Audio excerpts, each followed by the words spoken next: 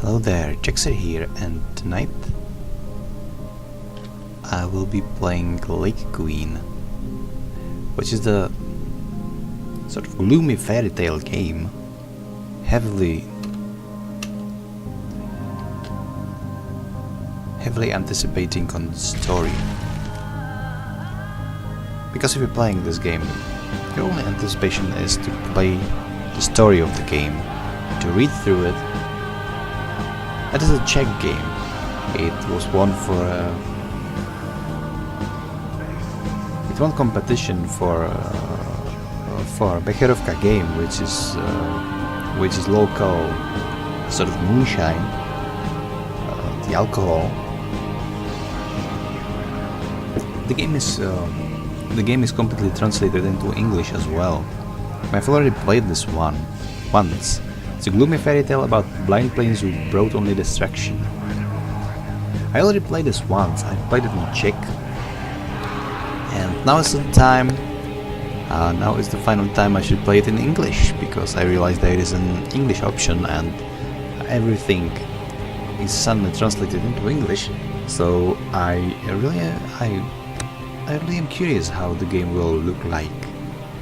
When I first played this, I made it into 3 videos, so I will try to keep that pace.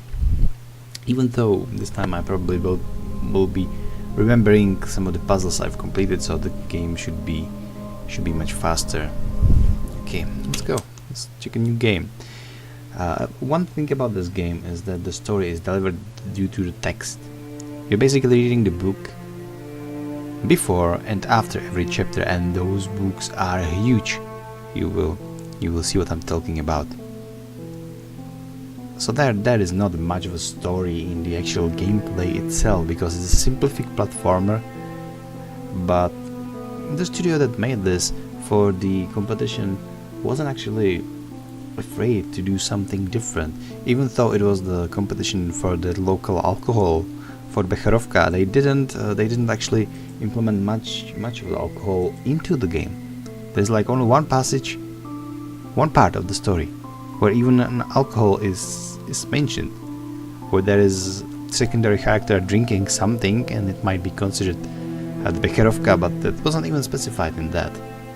But the creators of the game, they weren't afraid. They made the game absolutely off. They just said it's for the competition, and they won the first place, obviously, which is awesome. So anyway, let's dig down to the story, which is very depressing. This whole game is very depressing, but you'll see. Another sad dusk sets on a white lonely shire. Long shadows of old birch trees and stumps are dragged through a swampy plain where life died. Corrupt woods stick out as skeleton hands that did not catch the grass and sank forgotten all the way to the bottom.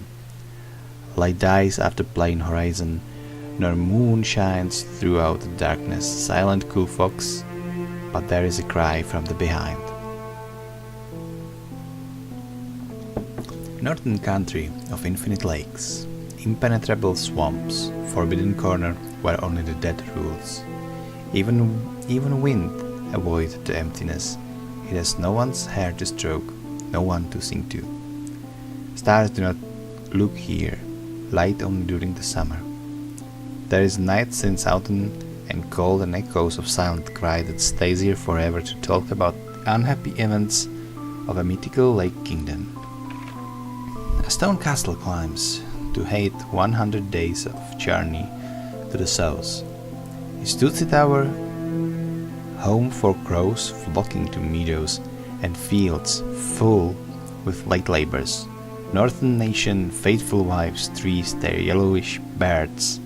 During evenings comb their long golden hairs, as they are local sign of valor, stitch wounds as well as torn cloaks after hunts. Men that take down giant trees or hunt game with dogs during days prepare their families to upcoming winter, which will be harsh as usual.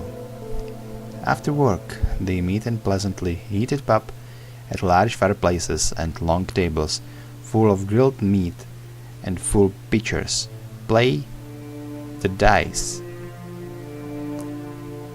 laugh or tell amazing tales from far away or long-forgotten wars. The children listens to them with unprecedented interest. Women just wave their hands and try to drag a drunkard back home as it is late. In the mornings, crowds of hairy hulks set off to the forests, axes on their shoulders and baldricks under their arms, with a bread and a piece of fat. During day, northern women work on the field or repair their houses, feed mountain goats, raise new warriors that cannot carry a big woodcutter's axe, and so they remain at home. They play with sticks as swords, fight in the mud, throw stones toward fields crows. Each day is busy, as no one idles. Just once every 10 days, everyone rests. They sleep until noon, go for long hill walks or hold friendly matches of strong men that end in the pub again, and they have another week to argue about something, as no one here accepts defeat. From one of the many windows of every single stone fortress, young prince looks down on a humble village, 50 shacks, a big pub, granges, barns, fences connected by muddy treated path full of carriers, woodbarrow handlers. Jesus fuck, I'm sorry, I forget how long these texts are, and I expected a lot of mistakes because this was an indie studio and it's a bit old game, but god damn, their English is good. It's better than mine, without a doubt. Fences connected by muddy treaded path full of carriers, woodbarrow handlers with bags followed by rampaging packs of children and dogs. Young prince is a third-born son. He will not become lord of the small state. He always will be the last supervisor, solving second-rate problems. The two older brothers already married. Only he stays in his room alone, reads all manuscripts, draws maps during several days of trips, outside of his comfortable bed, sleeps in the moss, drinks wine, and brandishes his sword awkwardly.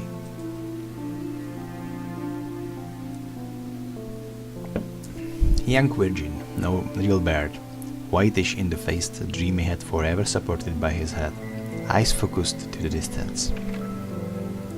And not interested in women, as they laugh too loudly, and it disturbs the magic calm.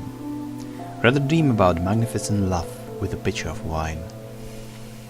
Not long ago, on a holiday, old king with his wife and brothers bursts into the young prince's hall, so burly as the inkpot spills by fear. Drunk, they laugh that the king decided about the last prince's wedding. The bride will be brought by none other but the neighboring king himself, with whom the business always thrived, and as such he must not be rejected. The feast will soon be held in the castle hall. Frightened, the prince does not breathe. The words of loathing do not help against the rigor of the majesty. But when one of the brothers takes down the cloak veiling the big picture, the words of loathing die. Large, deep, bright eyes shine from the frame, gentle face of gentle features. Such innocence, a man would bring everything for one gaze, he would sacrifice himself. The prince, choking on astonishment and hesitation, drinks more wine, when in his privacy again hardly moves, his eyes away from the magnificent painting. Unfinished poem on the table drowns in spilled ink as a different one starts to be written in heart suddenly eager, curious if a painter did not add beauty in the process of painting. Royal visit closes in a month. Armed procession on horse spikes, gently raised, flags fluttering with there's a part that's not translated. Flags fluttering with ceremonious colors. Veiled bridge on a saddle with the neighboring king himself, waving gracious greetings when raiding into a vast courtyard behind the stockades, and as custom say, directly into the castle hall. Princes will not rest on a full earth. Simple mountain decoration on a stone. Cold walls, thread fabric, swords, coats of arms, board heads, attires and spider web. People run to the castle in clean clothing, bringing gifts, food, or just calls for glory. The ceremony is to begin. The bride, still veiled, dismounts and keeps silent. Host family descends the staircase, last one the prince to be married. Kings welcome each other, hug, nod to ladies, and revered escorts sits to the tables. Shy prince at the background bashfully watches veiled being. Guards close the gate to curious eyes and drive away. Curious people, lordships start eating and terrible drinking. Hulks and war heroes lean under masses of pitchers and bite meat off the bones. Dripping smears the chins. Selected women belch and then gently jiggle over glass. And dripping trickles to cleavage and bones are thrown to dogs under the table. Subservient household runs with trays, bring new dishes, remove the half-eaten remains. Female innkeepers do not forget guards with axes standing by the walls that gulp smelling the heavenly food. A tide here and there, a bit of wine is lost, and the whirl of gluttony when vigilance decreases with morals. And in the peak of exhilaration, both kings stands up and call upon the drunk representative of the bearded local gods. They invite the couple that will seal the day. Shy, young prince, drink as much wine as possible, quickly, not to tremble with embracement. Veiled one gently stands. They approach their fathers. The prince rides in front of the chosen one.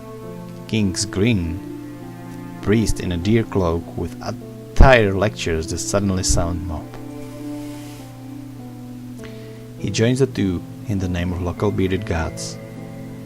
The mob starts to scream and bang the metal pitchers together. Wooden pots are being smashed by toasts, splinters fly and laughter rose. The uproar causes food-filled tables to shake and trays to fall. Prince and princess are seated to the pride of place of a long row of tables. The princess reveals gentle dark robe, presents herself to neighbors, and the mob is silenced by that unprecedented beauty. The veil falls from ginger hair and reveals whitish face worthy of death, ravishing, glaring eyes adorned with painting, and graceful mouth pressed against a bowl that honored and greeted the associates with gentle praise. The mob roars, hulks pleasantly pommel iron fists on the tables. The women are enviously frowning. The prince trembles when the promised one holds his face and kisses it. The heart nearly crushes the ribs, it's so tremulous, and further gulps of wine don't help. The prince is red, does not talk, even when he does not understand what his brothers want to advise by kicking his shins. Under the table, the prince uncertainly and gently caresses the beauty's palm. She closes it, and the other palm strokes the face with heavenly smile that gets distorted by heroic drink of the wine.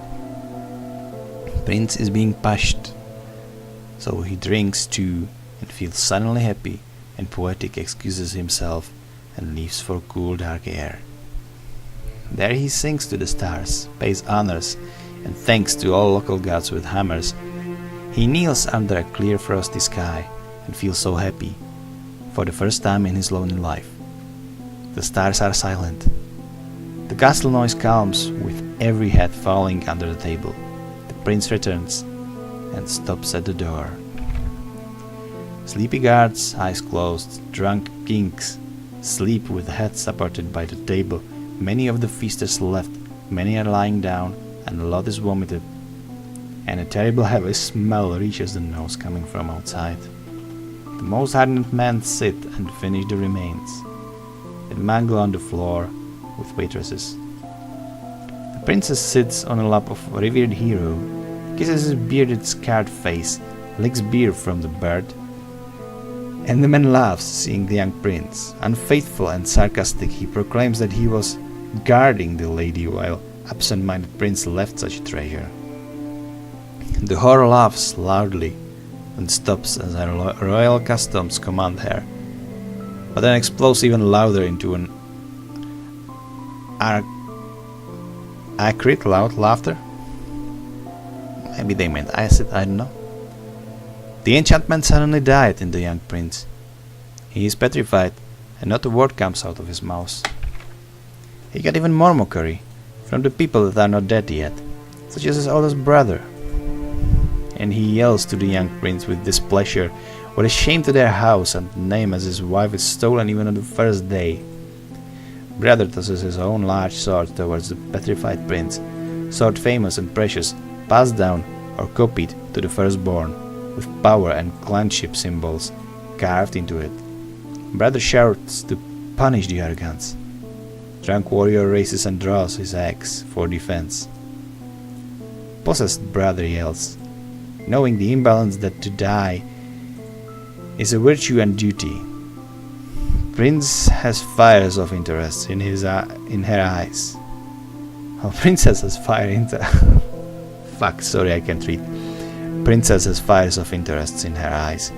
She expects amusing performance and challenges the prince by offending his weakness and cowardice. She expects her defender, as her heart will not revere someone allowing others to raise their hands.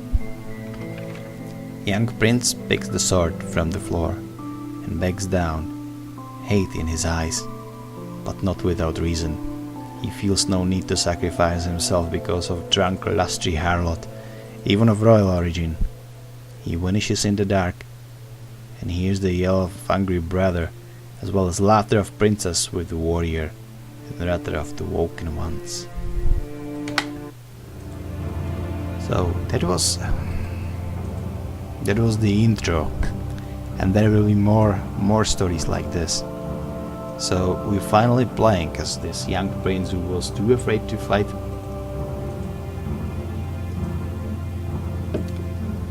and probably lost it.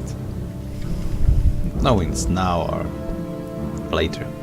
Only madmen would return to the hall. So yeah. So this is it. The game is obviously old and it wasn't. I gotta go blood. The game wasn't very well made back then, but it had certain beauty of it, and it was always the story. The story is what was keeping me in it, keeping me wanting me to go further to know what will be next. And even though there is not much story in the game progress itself, each time you get somewhere, you could you could learn a new piece of story, so that you know where you are and what you're doing. And obviously, this prince is a freak. Just look at him, just wandering around in a sword. Oh, by the way, because it's created as a mirror, so each time you turn, you're just turning the hole and you're swapping the sword between the hands. But whatever. You can open this. What I like about this princess is that he is sort of sadistic nature, I guess, because each time you just kill somebody, you can like destroy his body, and the prince is laughing sometimes, at least. What do we have here? Oh, this is the end of the hidden secret. There are several secrets, and one is about barrel maker.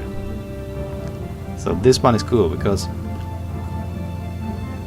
he's like tossing at you random facts about the life of a barrel maker and what is it to make barrels and all of that stuff, and it's becoming quite funny as you progress the game.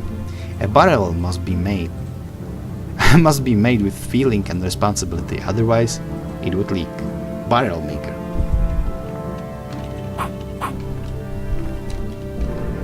Unit stable. Hello, miss. What's here? Nothing. Alright. A rat must not drink from the royal spring. The fountain is dry. Okay, so I guess fountain is dry. If I move, I made the game. I cannot run faster. This is the fastest speed the ammo prince can go. Even though I don't know, this is, he is ammo. He's more like crazy because he just lost it. He flattened stuff. All right, so we will have a.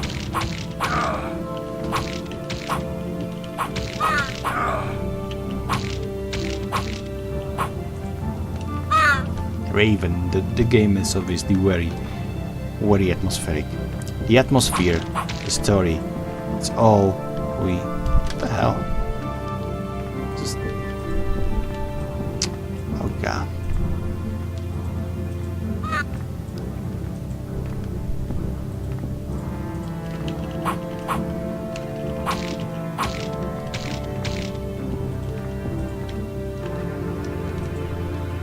It has even certain parts when it will be hard.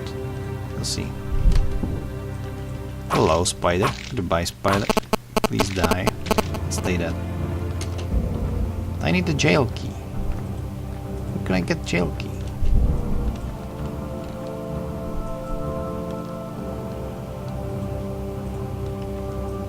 This is obviously the stable key, so it can be used here. So where do I use the goblet? I'm already lost. I just started. Come on, don't do this to me. I need to go down there. I need to get the... Oh, it opened passage over there. Cool. Hello there. Hello, library. Obviously these... Did you see him laughing right now? That's what he does. That's what he does all the time. Oh, cool. Found divine scroll, whatever that is. How can I? Oh fuck it. Fuck this. Divine scroll. Cannot be used here. I don't know what it does for. I think it will activate the. It will activate the fountain. So let's go for the fountain.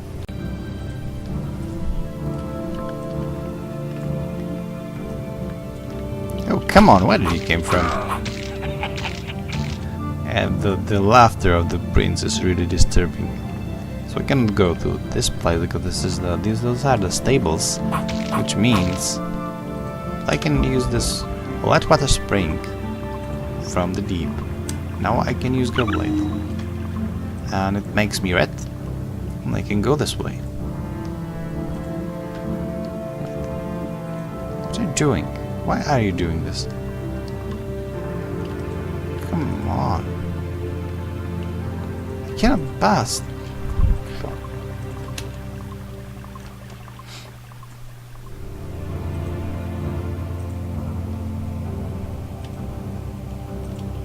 There has to be something on the other side.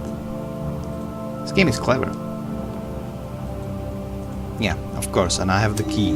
I have the jail key. Now I don't have to... Cool.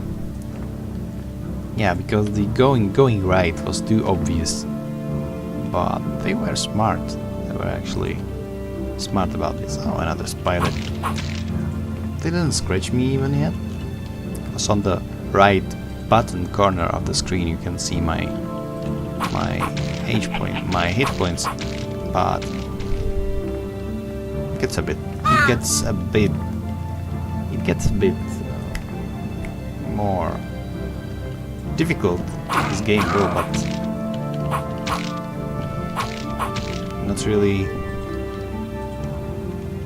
too difficult, because if you have combat only presented by smashing one button and you don't have any option to parry yourself, so all you need to do is to time your attack as well, you can't do much with that mechanic. But the game is about the atmosphere and about this dark graphics and about this dark perception of the world by the prince, because these dudes, they are obviously people living in his castle and we are murdering them. So prince lost it. And it will become more and more obvious as we will progress the story. It's just this maniac just going around looking the point of his own life by killing everyone who crosses his path.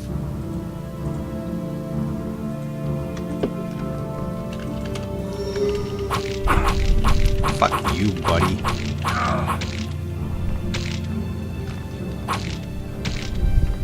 So this one. This one.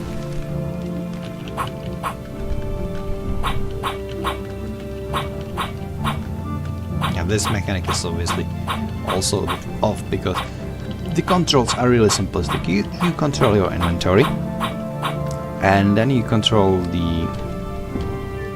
You have one action button, you have a button for attack, and mouse button. Not mouse button, the movement buttons. And that's pretty much everything you have. So there's no like pushing barrels now, you just have to smash it until it is where you need it to be. And I have stable key. So this was the first level. I will go back to the stables. And now, wait, this way. I will soon be over with this level.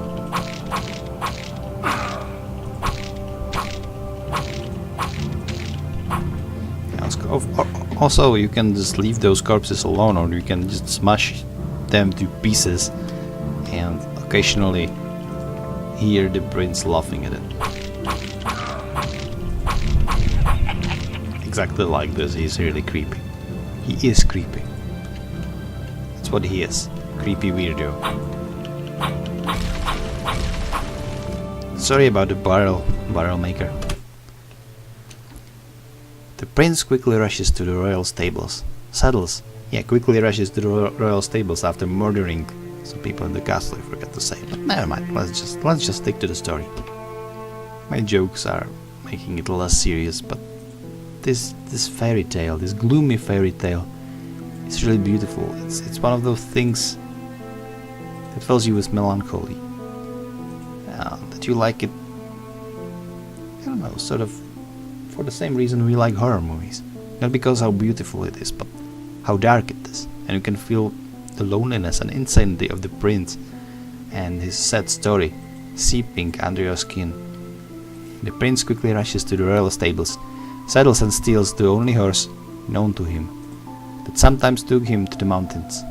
Some mess is still in the saddlebag. A dirty fur coat of strapper rests on a nail through the beam, and some of the hard bread remains in the truth. The tipsy young prince with a sword bitterly leaves his birthplace as well as his virtuous ideals. He gallops through the night towards the northern swamp, place of damnation with no return, looking for destruction.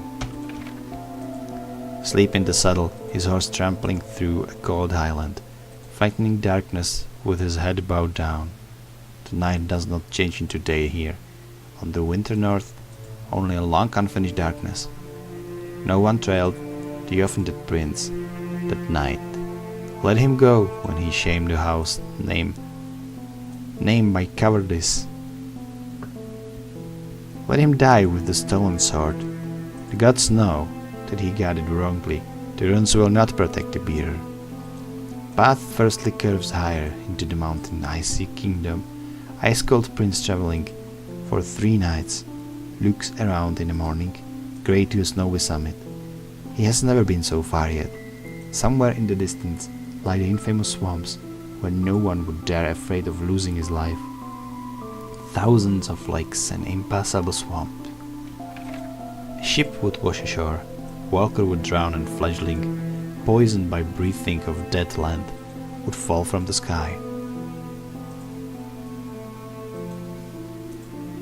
No one knows what horror can lie at this end of the world. Some say that hell lies there, where liars, crooks, thieves, cowards or murderers suffers for infinity. People that gods forsake for their nasty crimes. Prince warms the snow in his hands and gives his tired friend a drink. and he starts to understand that by his hasty act he damned also an innocent beast, faithful to the very end. Last crust of bread on the summit, they carefully descend. Prince pulls bony, frightened horse by a bridle. Noise of falling avalanches, but the depressed, neglectful prince does not look back. Once, as if he secretly hoped for finding his destruction here, buried in an icy tomb and saved from further toiling. Not one avalanche touches the saddened man, as if his suffering was never to end. Tired, wayfarers find a short heaven under a rocky cornice, warming by their breath and proximity. They rest and wait for a grey morning to look around. The sun looks over the horizon, but only for a moment, and hides again soon. Sad view of the no man's land. The darkness is suddenly seized by a storm, ice vortex and frosty wind that drain the life force of the bones. Icy whirling shatters the ear, the skin to bloody shreds. The mountain king's voice cannot take anything from a prince's dead soul.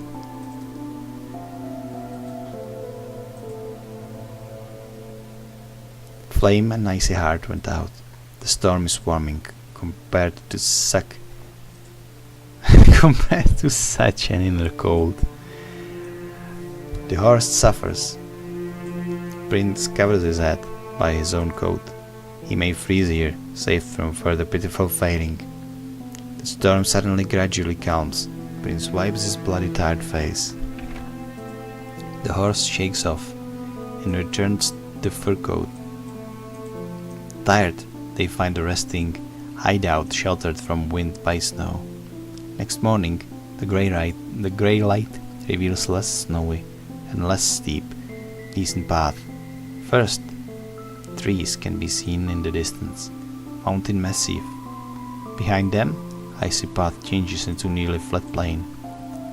The storm-smoothed surface otherwise wrinkled by stones. The prince mounts the horse, fueled by hope, vision of forest and mountain, grass yet untouched by snow. The horse slowly trots between hidden stones, nearly breaks his legs. Suddenly, the land just some phantoms. Before the wayfarer sinks, mountain hidden rift, depth of certain death. The prince calms frightened horse and dismounts, walks around the gorge slowly.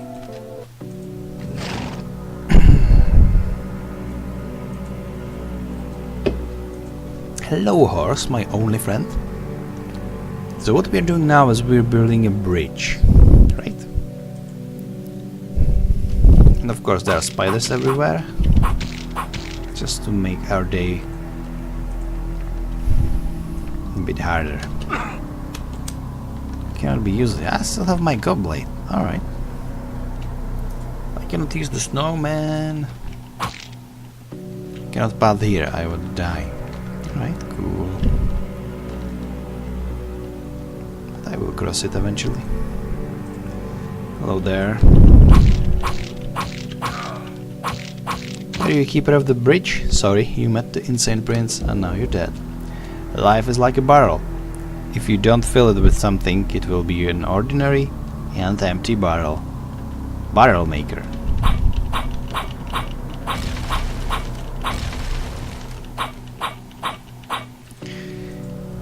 Even though, always when you find barrel maker, what he says, it just makes sense. Just look at this. A life is like a barrel. If you don't fill it with something, it will be an ordinary and empty. And that's it. It's just all. It's just all there is. Oh, I got a plank. I know what to do with a plank. It's some deep philosophy, man. It's some deep shit. Like, life can be empty like a barrel. That's deep. Anyway, let's kill this dude. The bridge gave in, and both my legs I broke. Bugler. Who's Bugler? Let's see.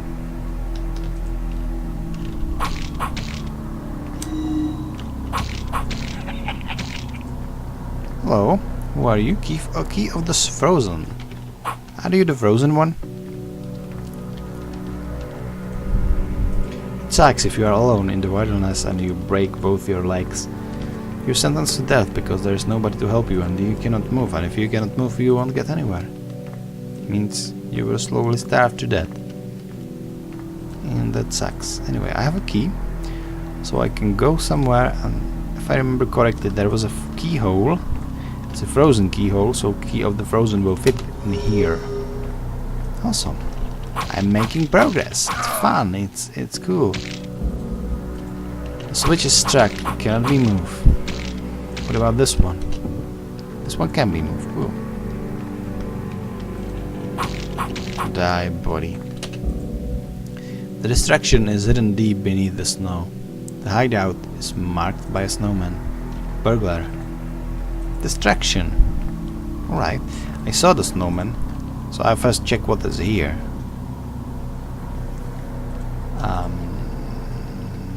Yeah. Nothing I can reach yet, but we will get there. Oh, I will have to activate this second one. Okay. Who is a burglar? I don't know what that means. If it was a burglar, that would make sense, but burglar? Huh.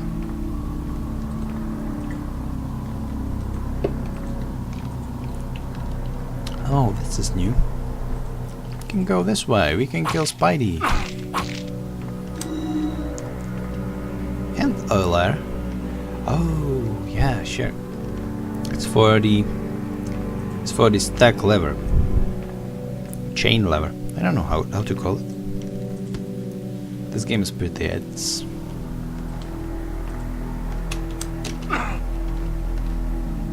Can I kill the snowman? No. Under is marked by a snowman. Key of the frozen goblet. I cannot do anything with that. What? So this was useless, right? Just go down. Do my thing with the oiled lever.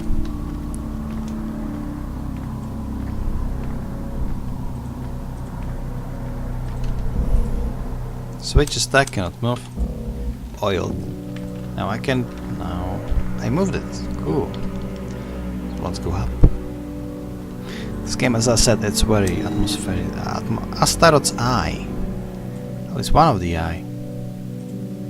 I'll give it to him. Who is Astaroth? It's one of the old gods that they are worshipping here. It's obviously refers to the Norse gods. I mean, bearded gods with a hammer. Yeah, that's Thor. Maybe Odin. But Astaroth is in here, so that would probably be something. Mean something, I don't know. Oh look, a spider, another spider, meaning I will need to go there. Stop laughing, you creep.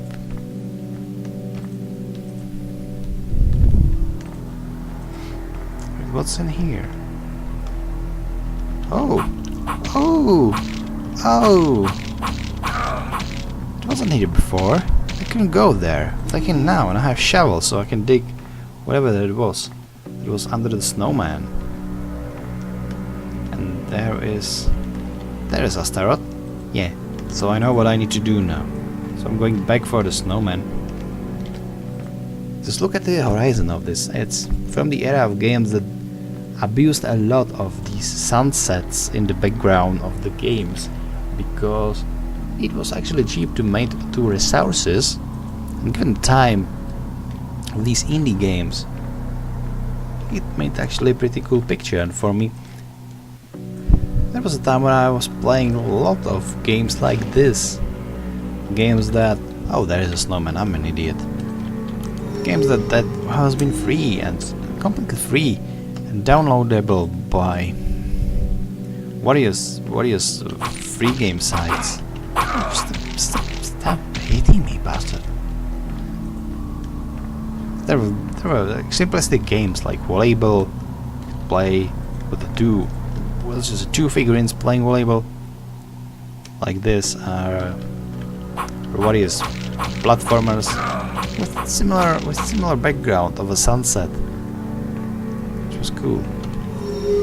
One eye, and the second eye. I can go down. I can go down now. I satisfied the god. I gave him back his eyes. Eyes of Astaroth.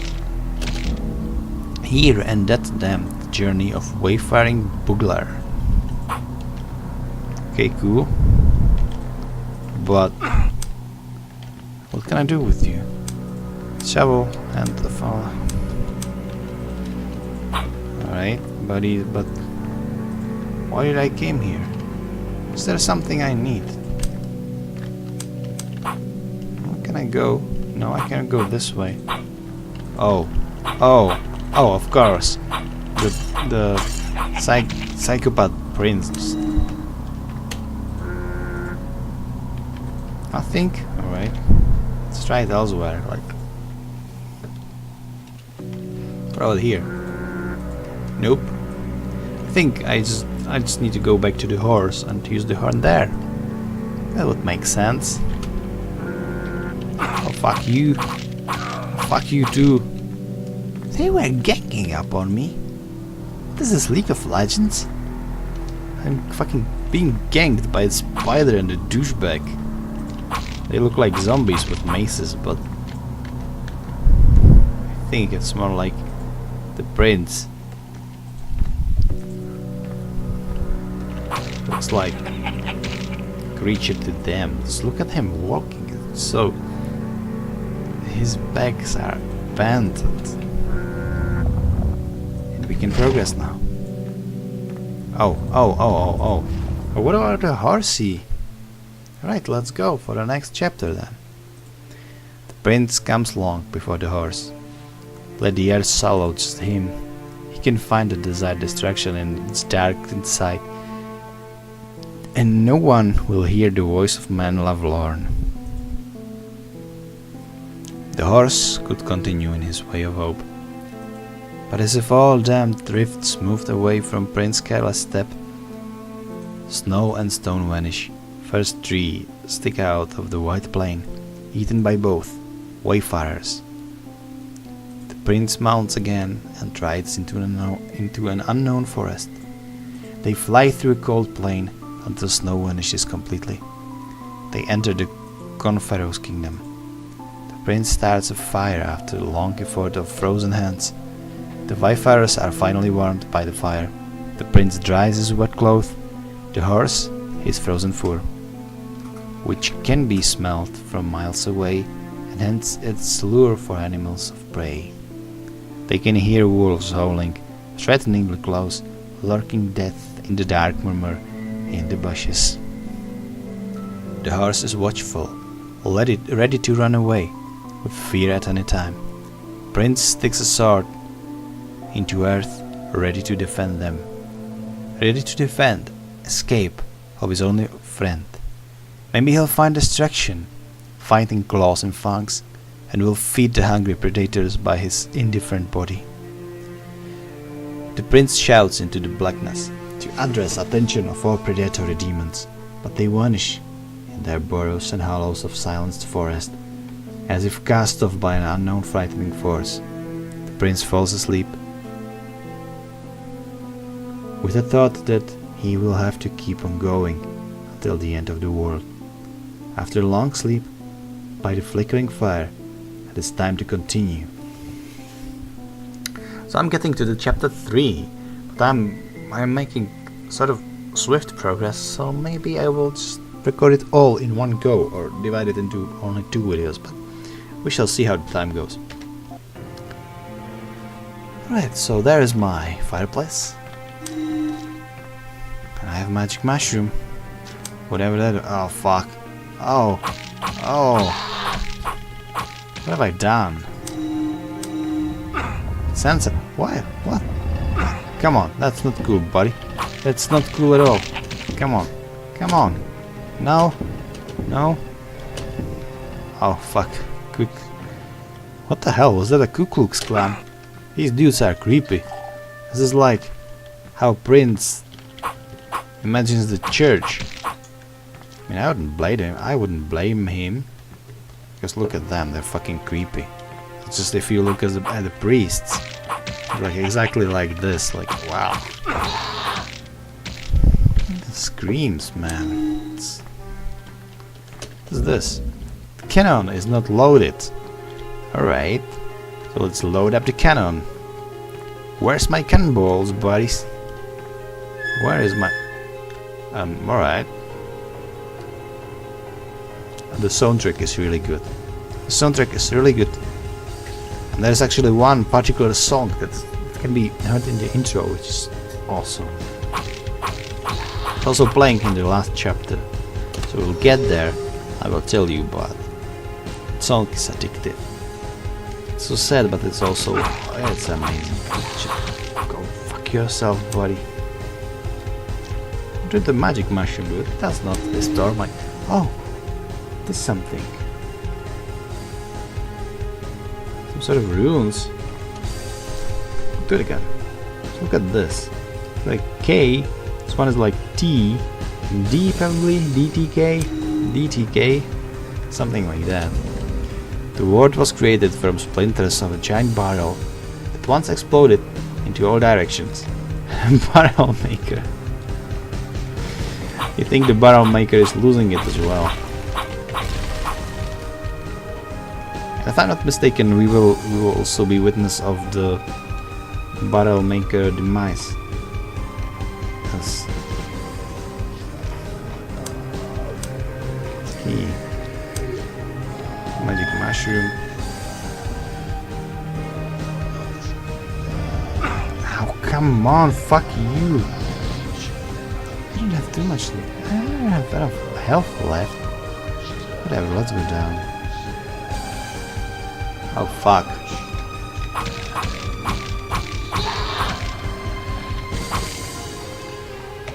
W. Oh, this one was. Ah.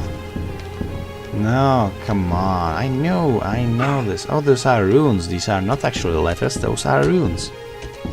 So it's once again a confirmation that this is indeed some sort of Nordic adventure about, I don't know,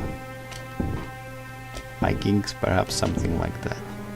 What was the last one? It looked like, oh, like this. Hello. Oh, fuck you. Can I destroy you then? Yeah, I can destroy you. And I have cannonballs. Awesome. Ready to go. Can I do this one? No, that is a wall. This is getting smoothly. Oh, fuck you. Buddy. Buddy, hello?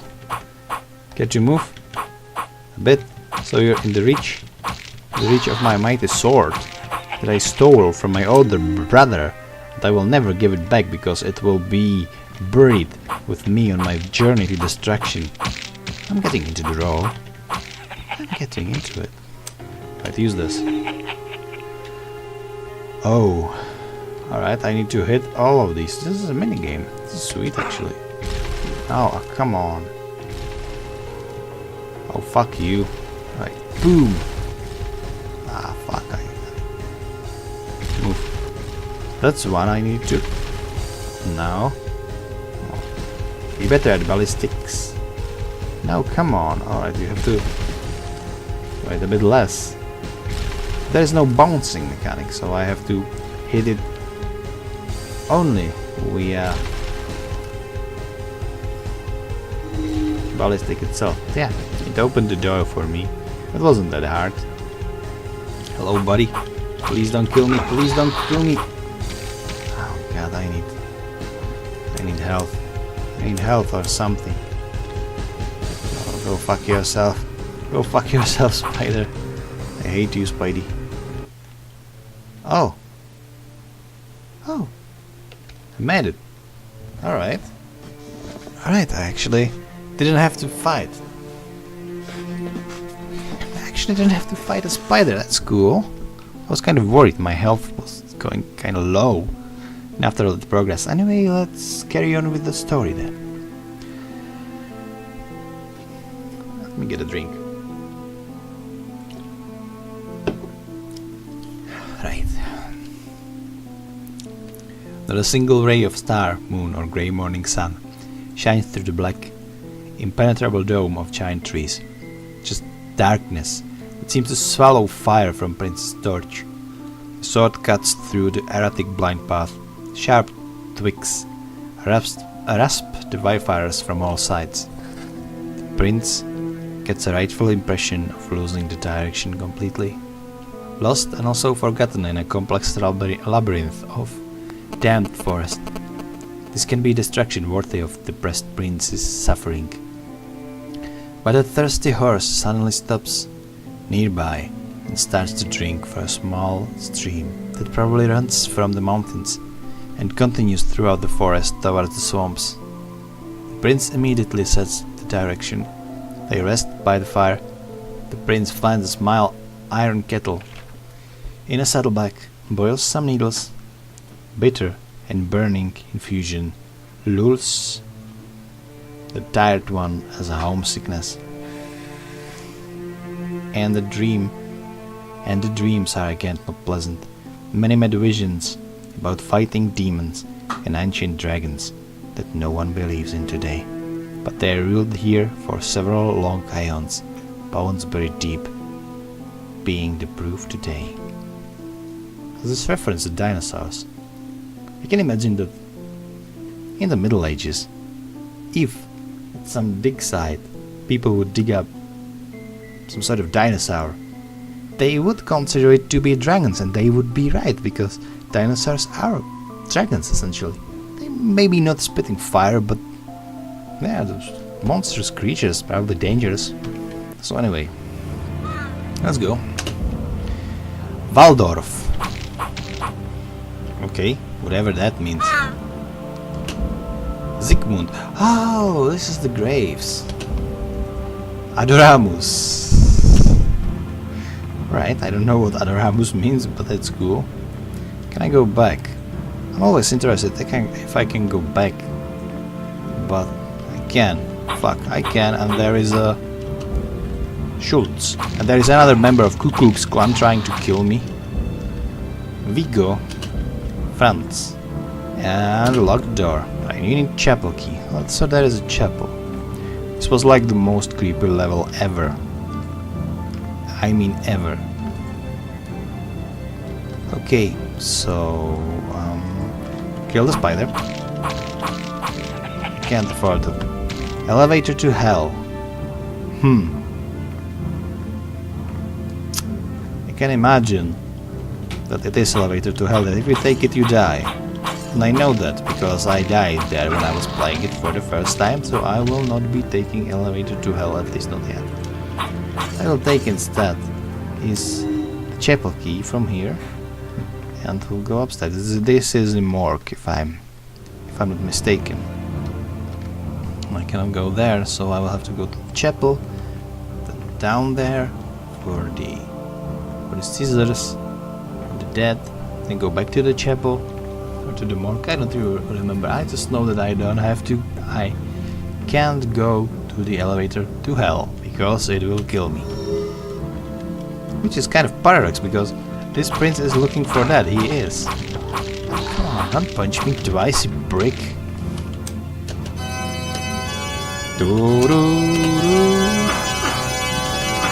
Behold my awesome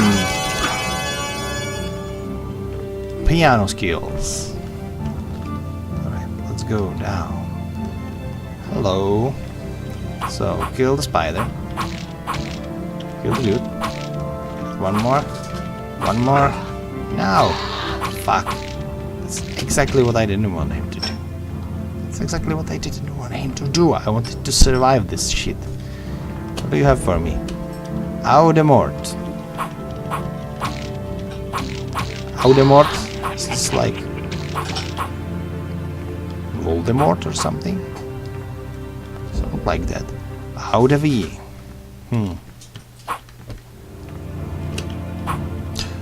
Oh! V and mort means life and death, right? So... Goblet of eau de vie. Cannot be used here.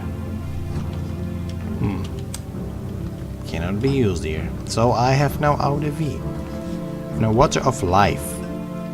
I don't know where to use it. Oh. This is the morgue. This is the morgue. A lot of spiders in the morgue.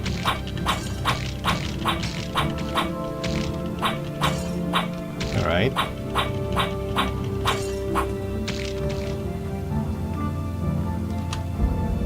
I shall not give life to a monster. But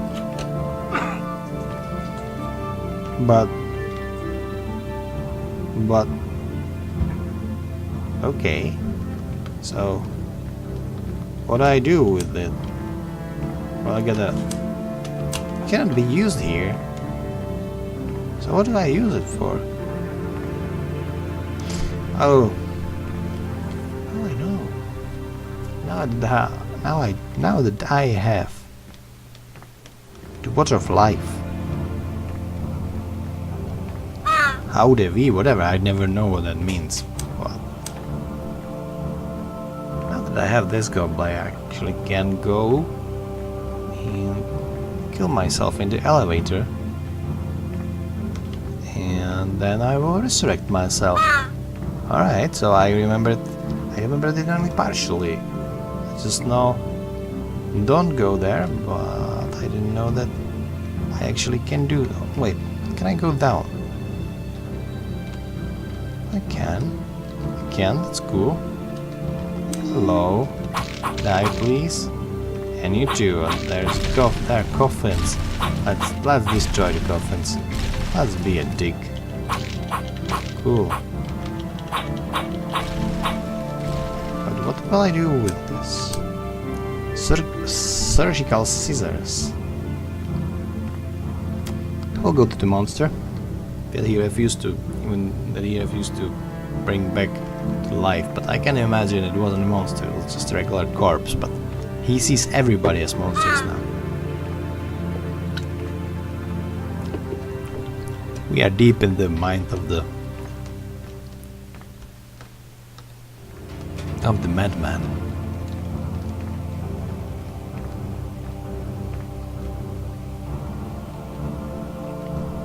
So before I progress, I will try to use them. Let's make... yeah, of course, you just destroyed all the body. Why do I have kidney? Why would I need kidney? What the hell? Goblet with water of life. Why would I need kidney? What the hell? This game is fucked up sometimes. It's so... like... yeah. So fucked up. It's a horror game and you're playing a monster. It's a horror game and we are playing as a monster in that horror game. Just wandering around the chapel and murdering everyone. Hello spider, goodbye spider, please die and don't come back. I wonder if these are really spiders, so it feels like murdering chickens and so. Alright, let's take elevator to hell. Whoa! It's a long way down, but I'm miraculously back. Because I have water of life. Brother of Waldorf still wants his kidney. Ah, alright. Alright. Let's bring kidneys to the graves and hope for the best, because it certainly is normal. Whatever that was. Just open it. Here. Only members of the Brotherhood can pass. This is Brotherhood anyway, they really look like Ku Klux Klan. I mean, if these were in Europe in Middle Ages, it's no wonder there were no black people around. Alright, that was a bad joke, I admit, but let's take some eau de vie, even though I don't think I can use it unless I died one specific way.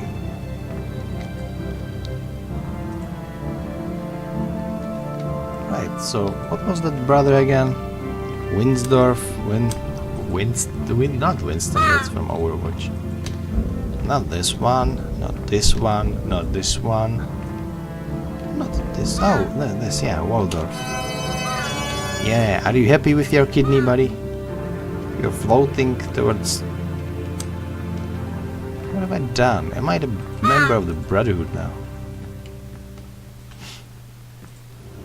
Did I release the monster now?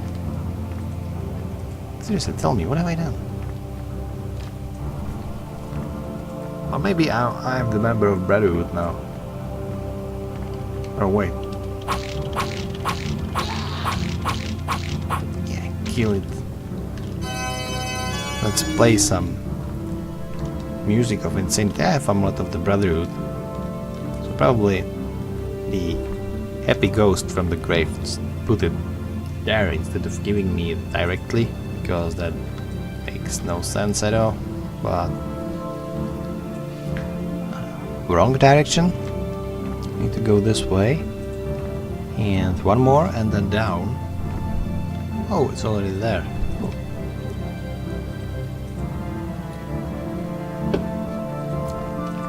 So everybody say thanks to brother Valdor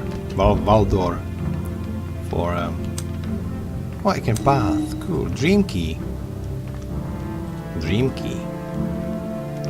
Where do I use the dream key?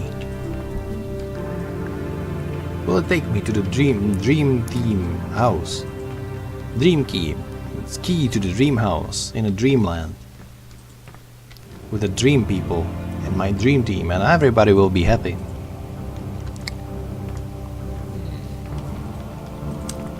Cannot be used here, so where can I use it, I say? Where can I use it, I ask? Oh, the doors. Ah, I see now. There are doors. Just over the... somewhere. Just go away from the chapel. Climb down. And we'll be there. Please, no more Ku Klux Klan members. I'm low on health. Yeah, this way down. Then go to the left.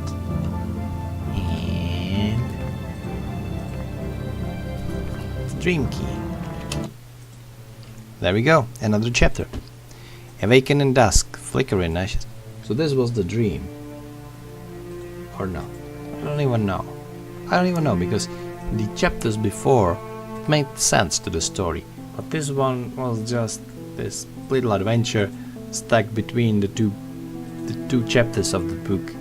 But never mind, I won't be criticizing that, because for a free game that was developed by indie developments in a very short time, it's awesome, just because of the story. Awaken in dusk, flicker in ashes shining, the heat vanishes, and hungry innards start to growl. The horse eats barks around their path. Prince chooses some needles, and mistletoe from local ill-sorted trees. There is never enough poison in the body. There is never enough poison in the body. Let's just choke on these poisonous trees around. Yeah, he's crazy. He's lost it. He lost it. They may give some strength, or they can take all away at once. And strange food suddenly burns in the belly. Not completely unpleasant. Murmur starts to be far away and silent. Instead of sinister breeze, whispered words fly between the trees, calling by name and suddenly silenced. They are not evil, yet. 3 branches gracefully gestures of wooden hands invite further into darkness. The deep is opening, and Prince seems to understand. The horse, all of the forest, earth and waters, as if he was part, and the only one, and suddenly realized how small a man is, how equal to flee in a great world of which stacked rottenness, which gives life that immediately fades. So worthless he is. Horror engulfs his thoughts. Let the destruction of soul give destruction of the body, not to hurry by his own hand, just walk onwards. The gorge will take what it once threw out. The prince walked through the darkness, leaving spiky forest silhouette behind. The show mirrors and growth, tints and plague smell of putrid death is in the air. The last lodging on firm soil by the fire. The prince silently sits over the flame, bare feet, the leather shows drying on a stick, and bites one of them of hunger. The horse frighteningly needs sees swampy territory of poisonous fox. The prince hugs his devoted animal, takes the bridle off of him, tears away the saddle. He cannot ask more from the innocent animal. Enjoy your life for the both of us, whispers the prince. Farewell, waves to the animal. Waves. The animal does not look back, hurrying towards the forest behind. He gets up.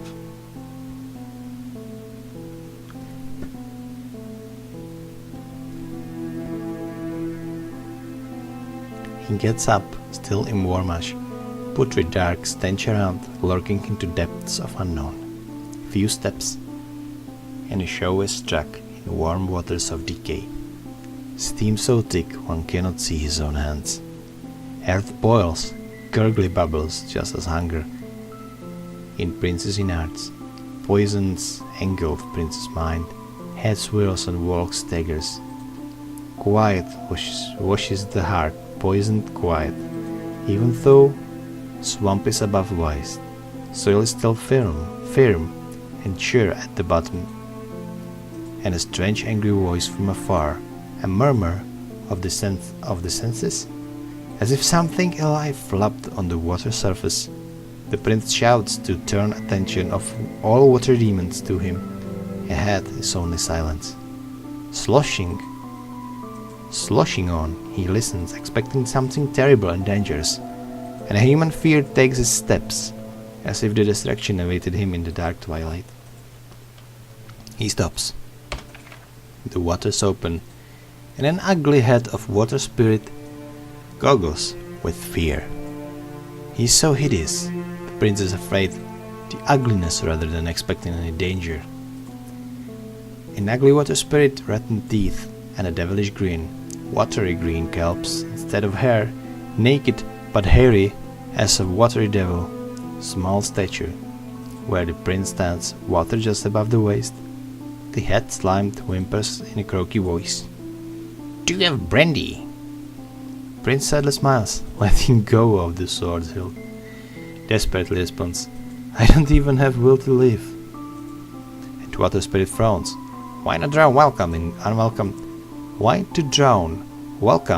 in unwelcome lands? I haven't spoken to a living soul for years. Water spirit takes a pipe from the back and fills it with some myrtle garbage, flips fingers and puffs away. The prince, entertained, sits onto the bedrock, their heads on the same level. The water is warm, just with the poisonous sulfuric stench. And the water spirit's pipe smoke spreads sweet smell around, head spins.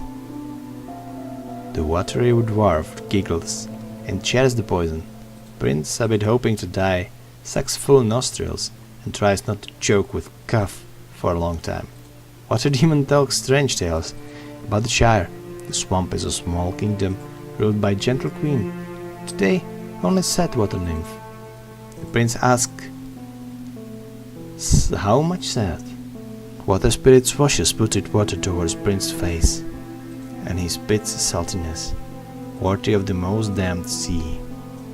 Strange, he thinks. Water spirit continues and talks about all the damned beings that found shade here, in the eternal fogs, and asks about boiling underground volcanoes, eating local northern end of the world. About few people that found destruction here. Prince's eyes widen. You say, destruction? Water spirit waves his hand. Obnoxious adventures. Searching for fame and wealth, I drowned them. And his eyes blink with evil. Confused, Prince asks why he is not rotting on the empty bedrock. Water spirit gives him a poisonous grin. I thought You are good in heart. You wouldn't even spare a gulp of brandy if you had any. Prince, seriously. I am the poorest of the poor that walk this earth. I even do not deserve to die, good only for laughs. He then proceeds to tell the lengthy tale of his life among people, about his damn wedding. The water spirit fills his pipe and listens. He even advises Prince that he will please the said queen, as the water spirit is guardian of the kingdom. He decides who to let in, who to drown underwater surface. As if his tranquil, supple body floated in the local slush, strange pipe poison circulates in the head tear, shows in Prince's eye.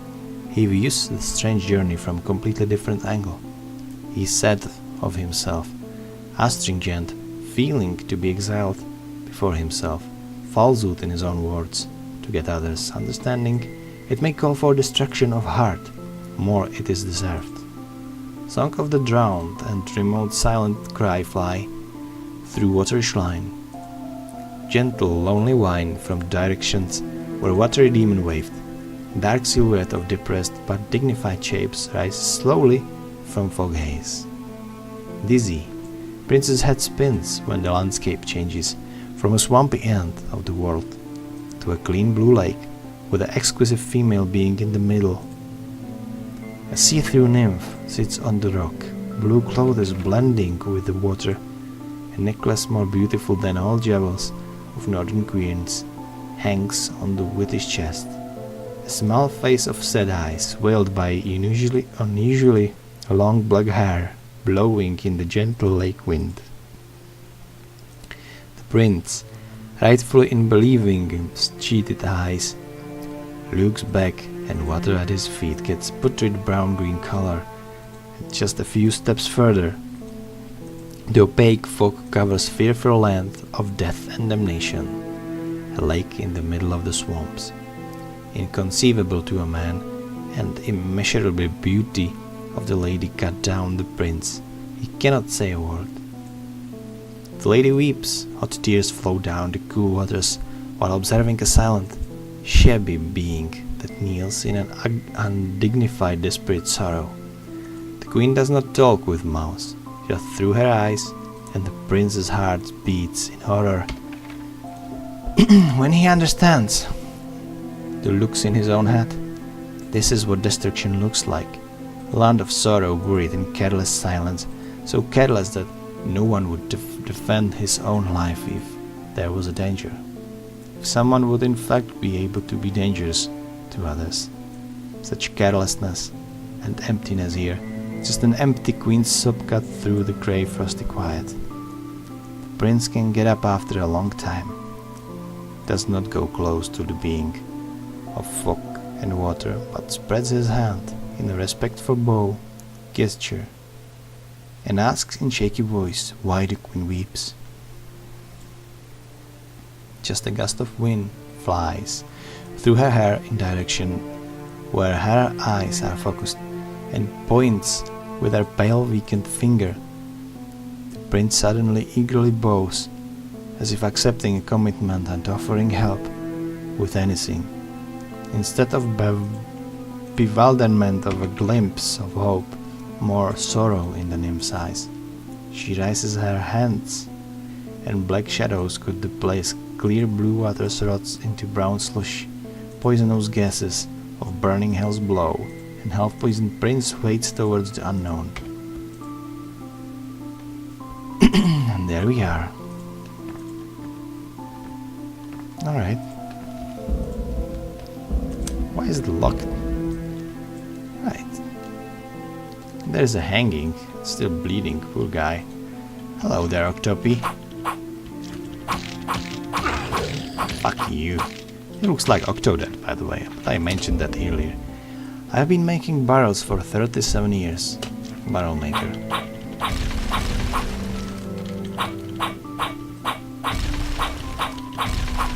There is nothing. Nothing in the barrel, what the hell? But 37 will be probably something to remember. Yeah, stay down, buddy. He lost the chest key to the pasture. Shepherd. There's a shepherd. Well, I don't know what he's herding, but whatever. No, no, no. Right, this is what it needs to be. I can go upstairs now to check it. I get one cocked wheel, but I need more of those. Yeah. It won't work unless I have 3 of them. Alright. Can do. Why not destroy skeleton or 2 while you're at it? My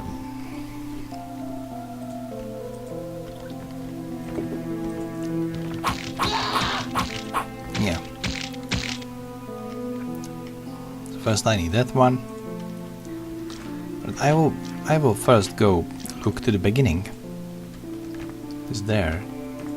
See what is there, except the corpse hanging on chains, which is really like from a bad horror movie or a horror game. Like if I'm not getting Evil Within vibes here, then I won't get them anywhere. What does the 37 mean there? Hello, hope you won't hurt me. There is nothing. Alright. What about I kill you instead? Thanks for the key. Key of the shepherd. You lost the key to what again? Cool.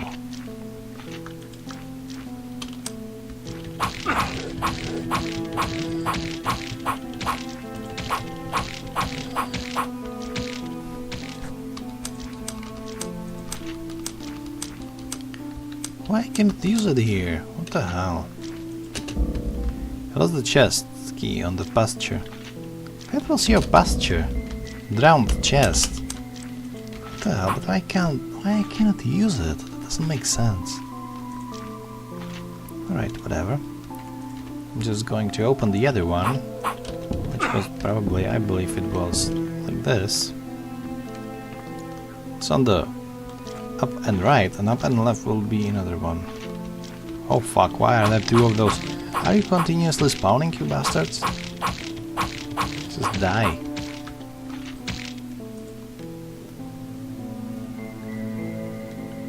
Right, yeah. That was right. So I still need one.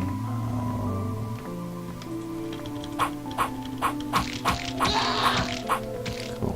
Don't touch my health pool, bastards. I need 37. Right? Right.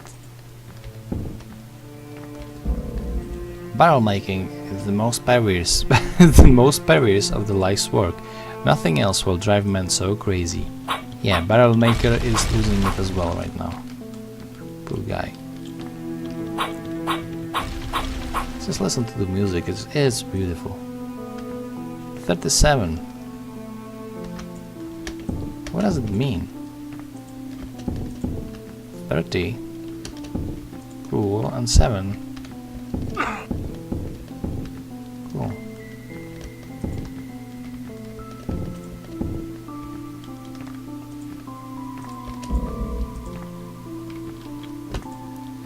What is 37? Is it 10?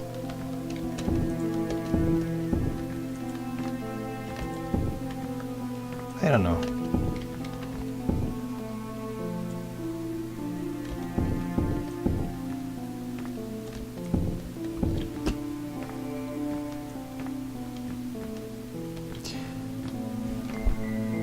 Oh god, I have no idea. Right, I will just pause the video there. I am totally not going to watch my previous video and see what the puzzle is. I will solve it on my own, I promise. Alright, I totally didn't check anything. I have no idea that I should find the other hand of the clock first, which is making sense. But yeah, that's what I need to do. I need to find the other clock, the other hand for the clock. Is it called hands or something? I don't even know, but this is the right. I'm sorry. This is the right position, right? So now I will be able to go left and everything will be there. Now that was the wrong. Oh god.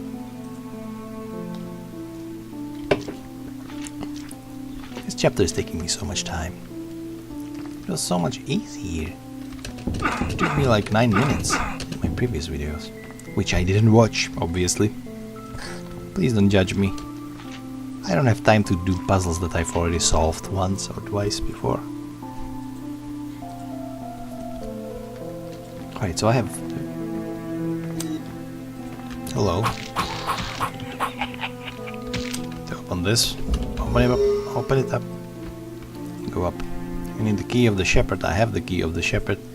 Hello. Now what? Yeah, man, shut up. I have a feeling that I will have to murder them all. Yeah, of course. Yeah.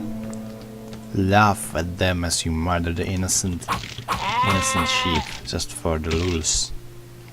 And oh my. Please don't die here, don't die anywhere. Because dying... Whoa, whoa, whoa, whoa, whoa, the shaft is flooded. Yeah, of course, this is the exit. This is the exit, which I... What? This is the exit, so I need to... go back this way. What are you doing here, Octodad? Get out of there. Get out. Get out. Oh, another Octodad, fuck.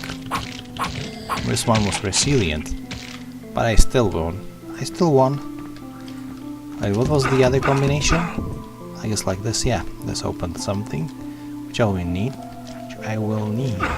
Oh fuck you, Octodad. There is another one. What the hell? Where do you keep coming from? Yeah, this is what I need. Arrow. Yeah, sure, arrow for the clock. The cool thing is that I won. Yeah, there is a lot of backtracking in the game, but considering the design, can't really blame them. You have to make the game longer somehow. Oh, fucked up, god damn it. It's one more. Alright. Be patient. Really. It would be so much easier if he could at least run or something like that. It's good that the environment is so friendly, like so many skulls in the soil. Just look at the textures. Like over there, under the wall, there's another skull and bones, everything, or whatever. Let's bust through here. So 37, right? Right? 3, 37. Wait, what? Go this way. Cool. No.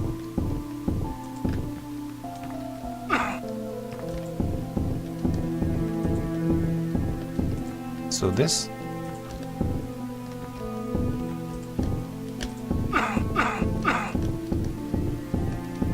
Alright.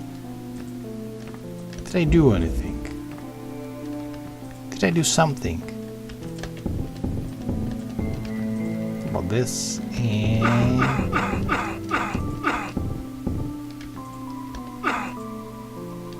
Alright, I'm officially lost now.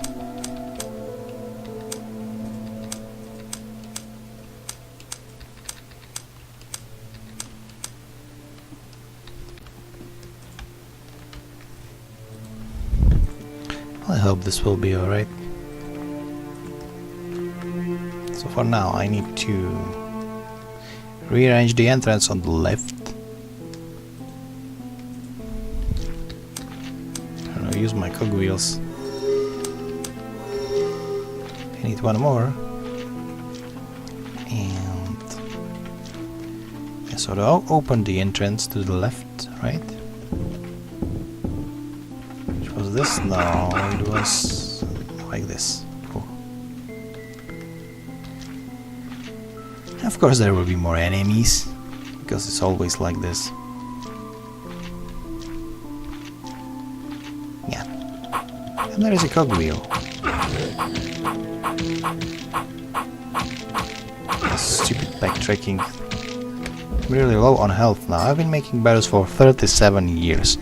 That's why you find the cogwheel here, because it was the one of the two places with this riddle.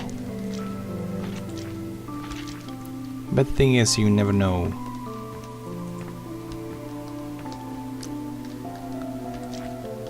You never know the concept, because there are really no hints, except the hint like 37, which is obvious on the clock. But yeah. Anyway, I made this into working now, so it should dry out the water from here, which means it should be able to go now. Oh. So the flooded entrance is now open, and I can progress, and we are approaching the final chapter, which is my favorite because it's awesome. Unmeasured time, a feeling of an eternities. There is no day or night, no tiredness, but also no feelings of strength and rest. The step does not stop in the foolish swamp. More he gets closer to unknown goal, he feels a strange hate, pure hate without any cause, but very strong. Brown water, just over Prince's waist, start to be colored in blood, and also the stench irons after blood instead of the usual rot. Prince grasps his sword, not of the fear of danger. He steps as a sharp hunter, ready to cut anything living, evil or good, in the name of flaming hate in the heart.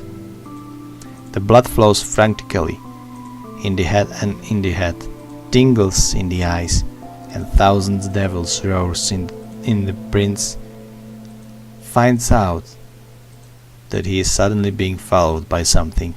He slows his step and fakes inattention and unconcern. In a suitable moment, with a terrible roar, turns around with a sword and thrusts out, and there the damned water spirit stands again. Prince breathes out disappointed, not really surprised, and puts down his sword to the water. No brandy, eh? The prince doesn't answer, and the water spirit laughs, and immediately, with frantic voice, "Some fun in the sad swamp, huh?" "I don't think so, water spirit." The water spirit gets serious.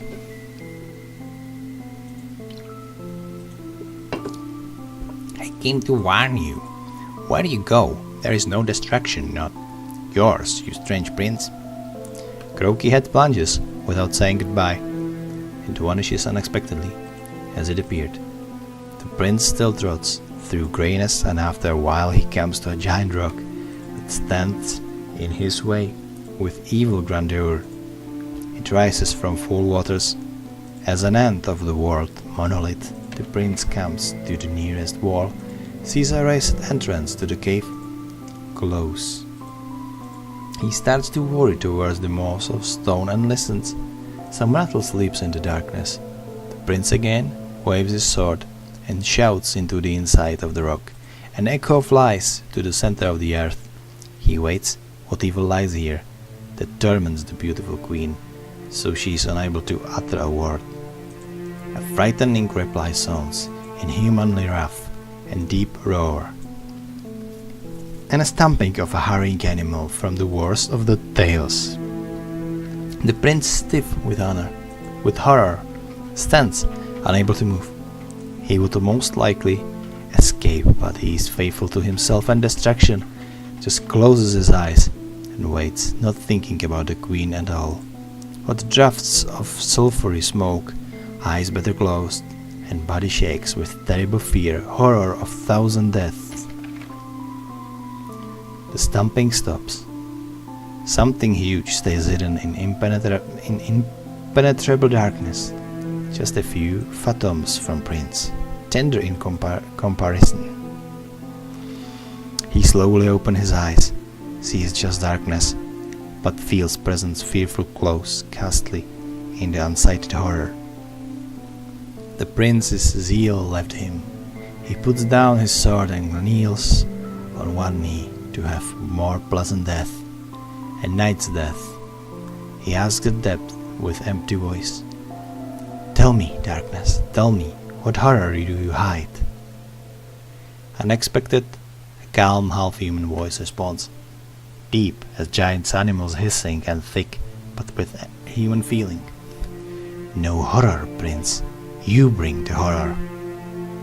And the voice sharpens and continues with infuriating speed. Why do you harass the dead? Why don't you leave lost in peace? Why do you arouse our calm kingdom? And the animal starts to continue weepingly. What are you looking for here? What are all afraid of you? We are all afraid of you. The prince is silent for a short while, then sits into pirate comfortable sitting position with legs crossed, placed with a sword because of pure embarrassment.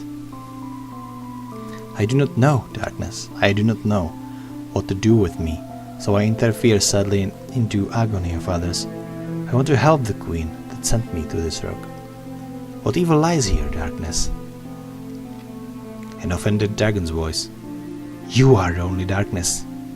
You are the only evil. You bring the unbearable darkness. How happy we were weeping hidden here.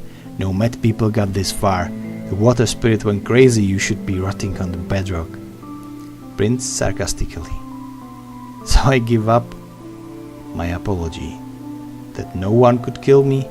What to do here then? Go back, Prince. You still belong to human kingdom, not here. Prince interested. And what about the lake queen? She sent me to the rock, and I accepted to serve her with a bow. Just your human imagination. You did not understand anything. Our graceful queen of tears has no need for wanderers with thoughts.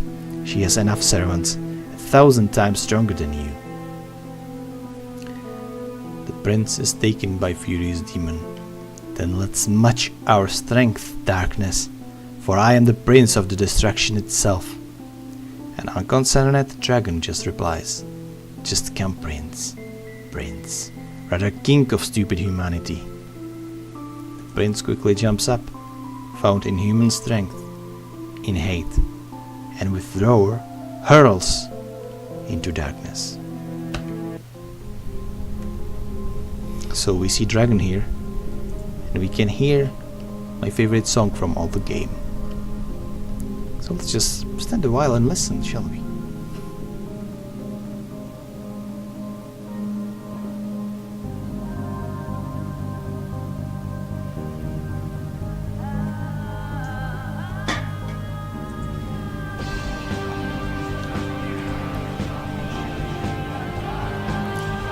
Female vocals in this are awesome. Anyway, this is a trap.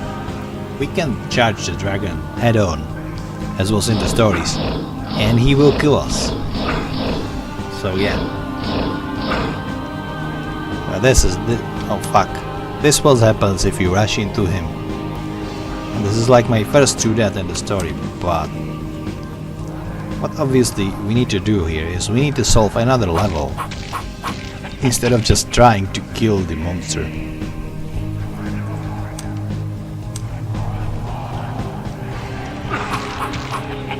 Come on, wait for... Oh, fuck. I was starting all over again. Alright. Let's play it your way then.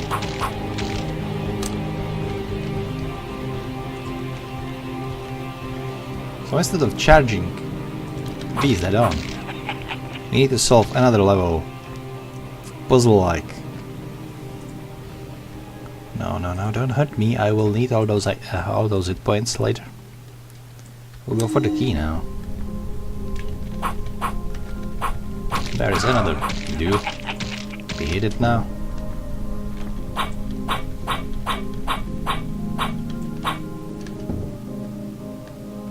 There we go. Throwing barrels down.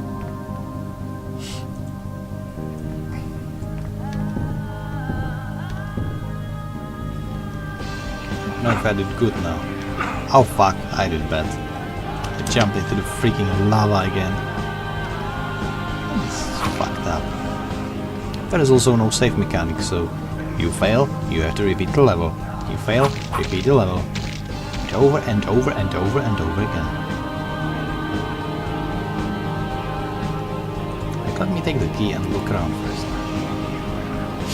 Maybe kill some of those dudes. Right. Don't lose any HP.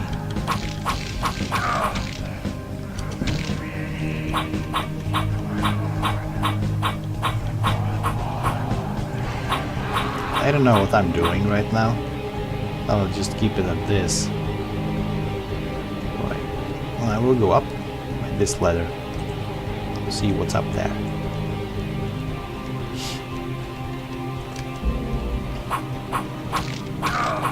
When I'm old, they will bury me in big barrel. I've been working on it on Sundays. Barrel maker. Alright. Whatever you wish, buddy.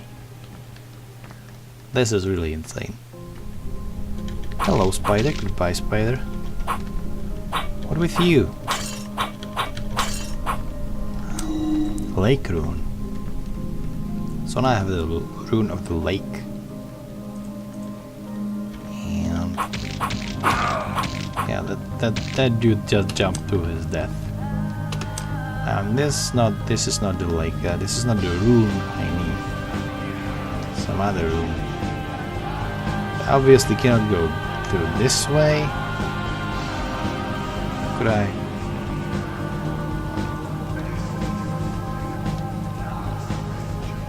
Right? No. Cool. Please don't get hit by lava. No, what are you doing? This is like you don't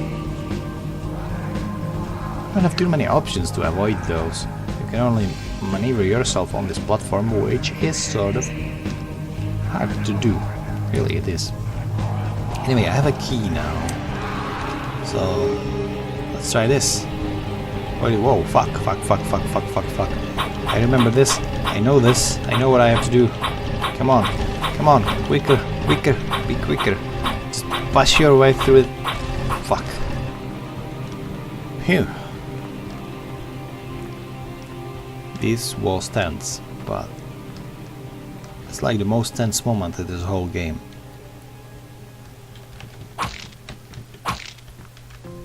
Fucking spiders. And there we go. First rune engaged. I might get the second rune. I'll just put it up there for the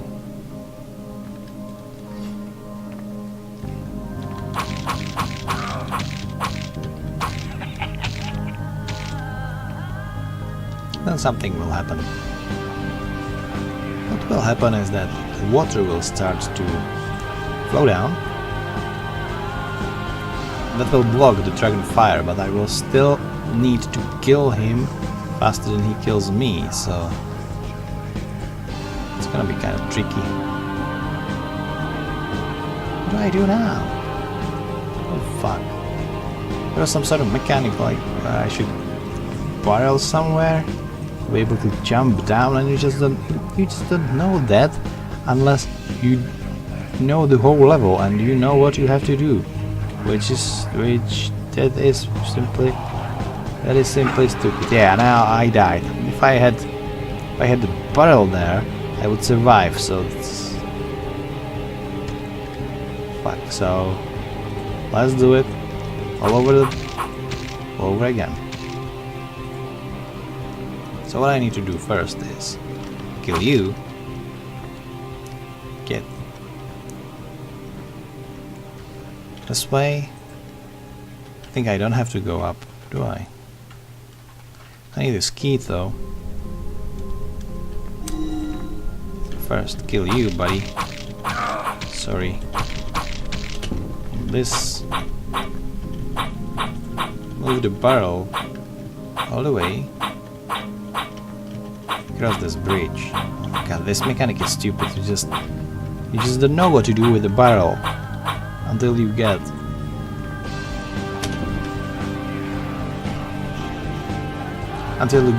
to the point where I was, and you realize that you need the barrel to land on it, and you need to have the gate open. So it takes forever if you are doing it.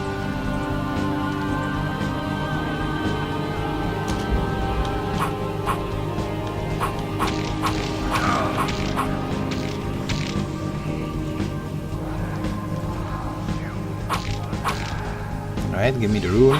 I don't need it. You just basically need to have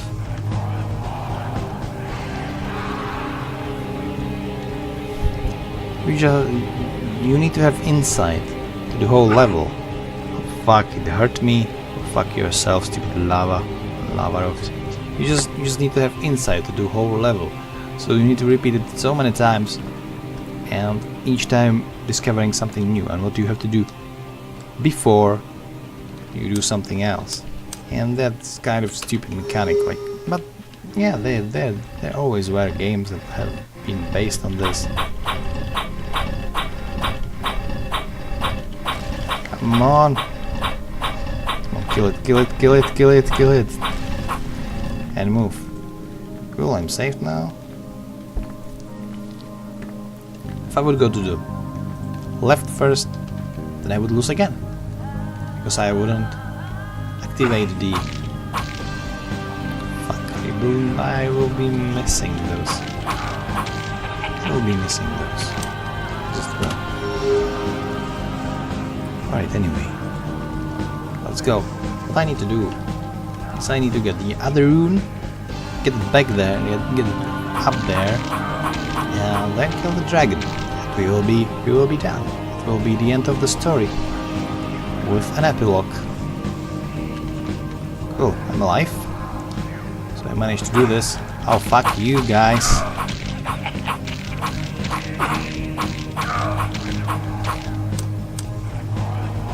Blade. Fuck. Lake rune number 2. Which is good to have, but... Oh, cool. Flip the switch for me. That's good. That's good. So the last thing to do. I hope I will have enough hit points. Oh, fuck you. To actually kill the dragon.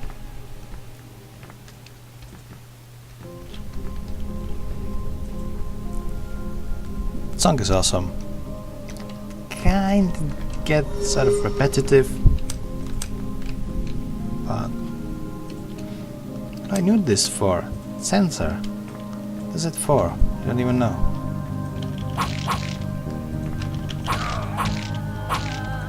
It's another ambush. I hope there won't be too many of these dudes. Good, that missed me. Oh no. No you don't. No you don't.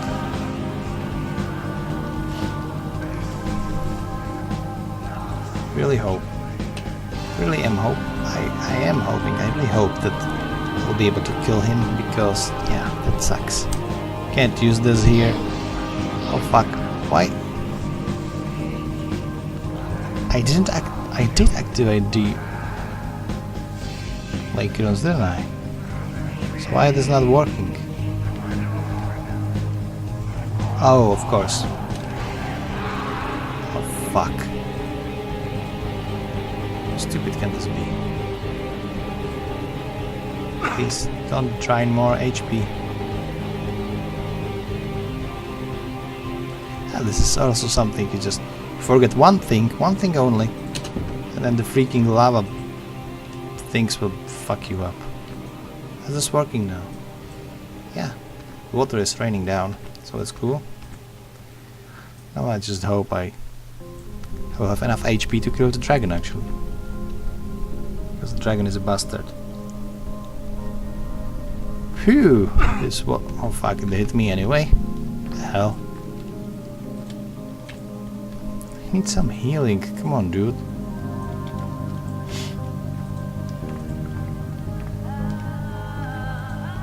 There.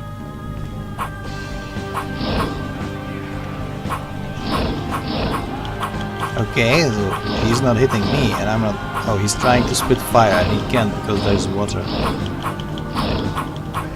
Can I kill him now? Can you please die? Can I even hit you? He hit me now.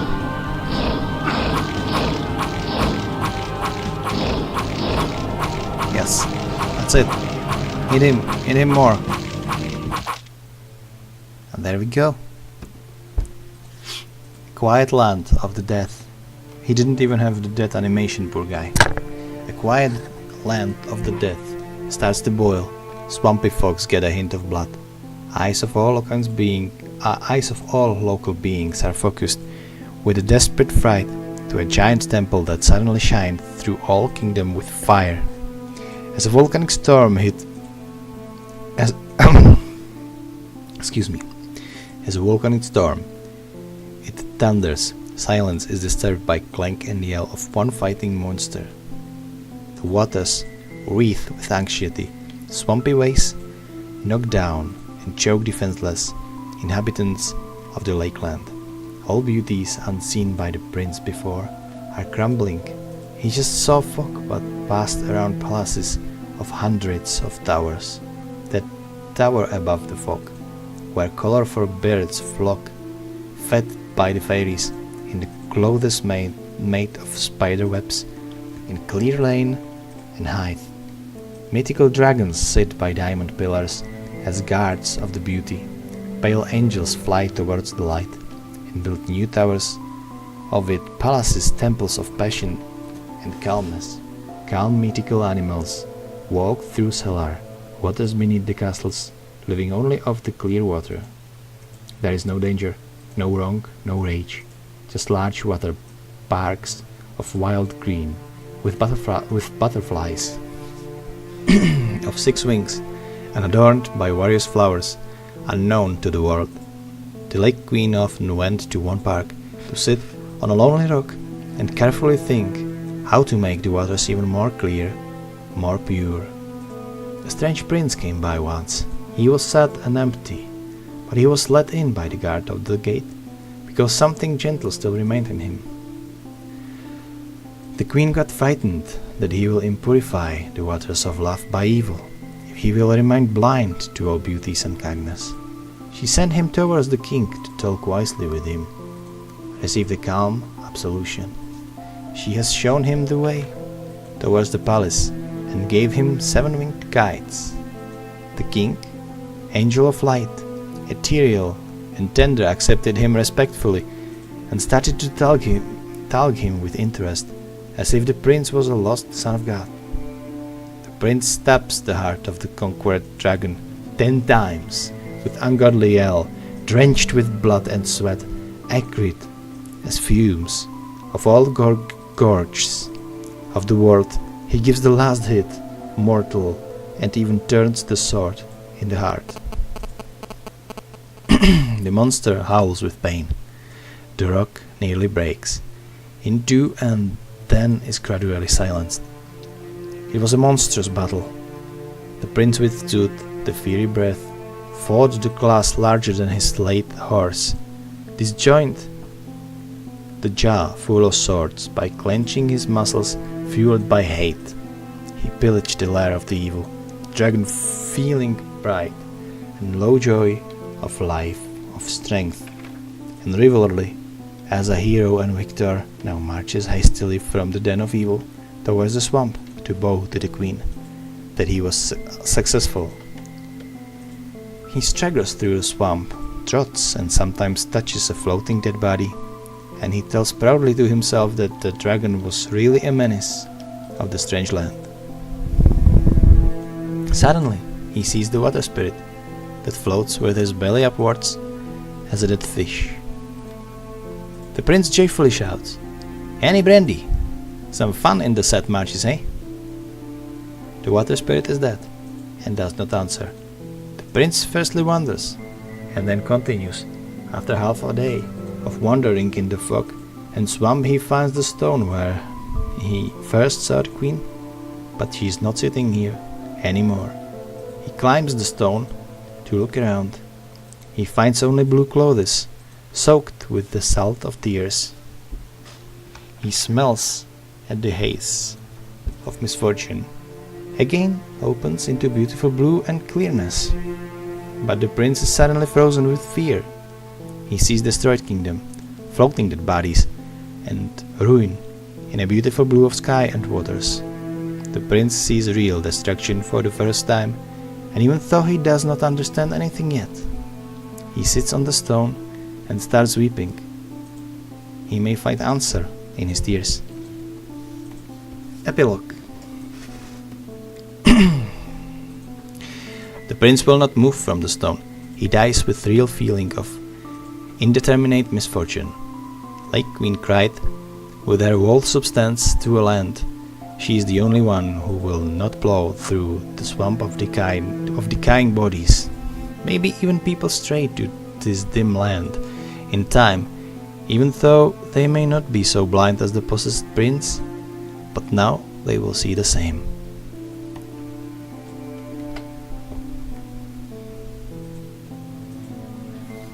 Alright, thanks for playing Lake Queen. I thank you for making Lake Queen. This was it. This was the story-driven game, which was not good at the game mechanics. The game design wasn't that bad, but it was a lot of repetitive, but it was the story. The sad tale of the sad prince, what is driving the player forward. And there's a lot of reading, so it's not for everybody. I feel exhausted from all the words I have to read for you, but I've done it, and I think I will release it as a one whole video. 2007.